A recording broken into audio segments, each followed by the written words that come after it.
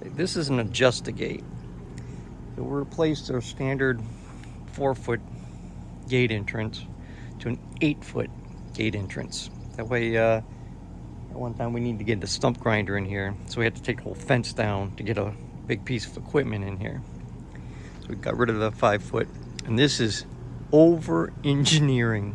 That's what the spouse is good at.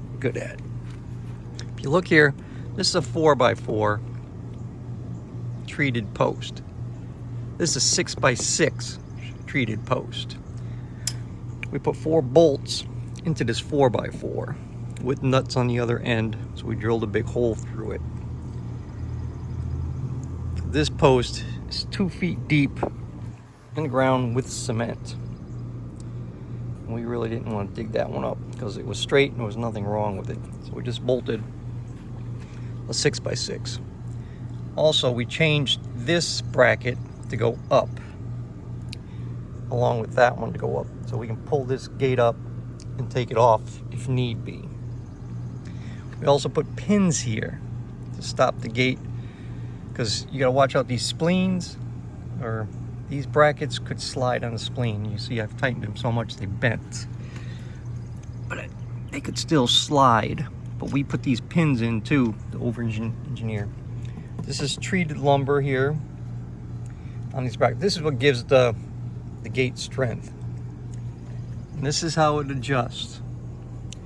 This bar right here, so we got it, actually I think it's 95 inches. So it's maximum, but it is a whole lot of weight on it.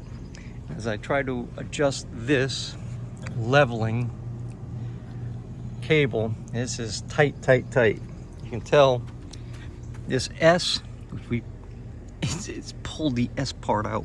It's so tight. And we put a wheel on at the bottom. Again, because there's a whole lot of weight. We put this 6x6 post in, 3 bags of cement, and it's buried 2 feet deep. It's an 8-foot post. So it's 2 feet in the dirt, 6 feet up. Again, over-engineering. This will last a long time. And on a wheel.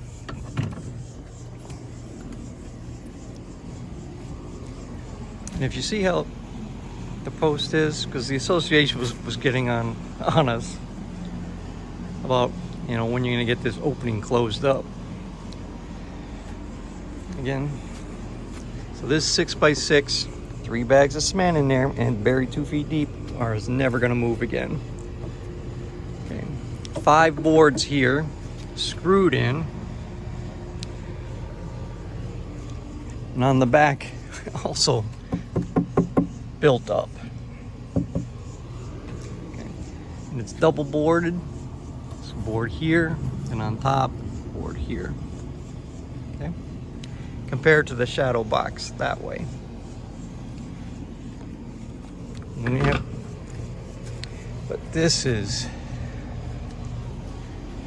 one strong gate right there. The problem is that's a lot of weight on it, and it's extended, so all the weight is on these 2 brackets, mainly the bottom one. That's why we got this bracket to go up the way it'll hold it up a little bit better, because typically it goes down so no one can take the gate off and get into the house or get into whatever you're trying to use the gate for. But there's adjust-a-gate.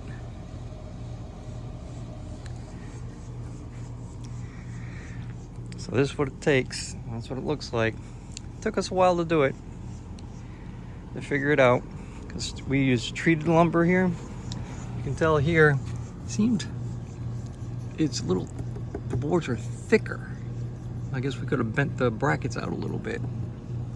And we didn't use the regular metal screws they provided. We used galvanized with a star. That way it won't rust out. Brackets. And again, the cotter pins, so the brackets don't slide up and down. Because this is once it's stretched out 8 feet, That's a whole lot of weight just on those two brackets. That's just how we did it. Plus that wheel we put on to help support the fence weight.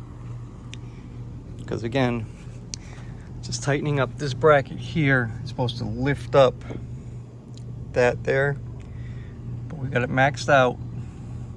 It still isn't 100% even.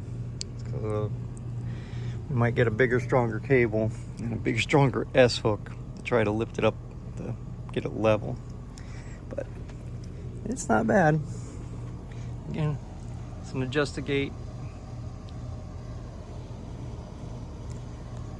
It's not a bad design, not a bad idea. But it said like 90 minutes to put it together. Yeah, this is taking us 2 days. So they say that's not counting the wood. Just to put the frame together and then put the wood in. We built the frame and then with the wood and then put the gate up, because that was easier for us. But this is what we came up with. Thumbs up, subscribe, follow the adventures. This is the Adjust-A-Gate.